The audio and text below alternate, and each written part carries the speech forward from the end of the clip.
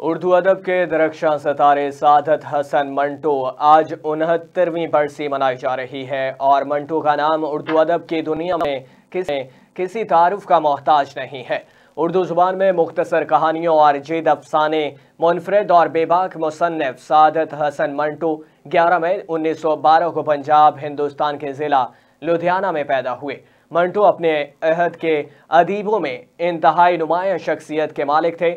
سعادت حسن منٹو نے منفرد موضوعات پر قلم اٹھا کر صرف اپنے عہد میں ہلچل مچائی بلکہ اردو ادب کے لیے ایک انمول خزانہ بھی چھوڑ گئے۔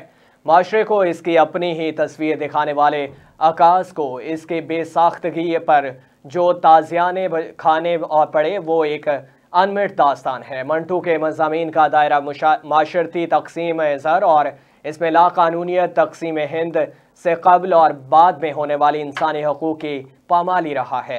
ان کی تحریر کردہ افسانوں میں سیاہ حاشیے، لاؤڈ سپیکر، گنجے فرشتے اور نمرود کے خدائی بے پناہ مقبول ہوئے۔ سعادت حسن منٹو کی 50ویں برسی پر حکومت پاکستان نے ان کی یاد میں 5 روپے مالیت کا ڈاک ٹکٹ بھی جاری کیا۔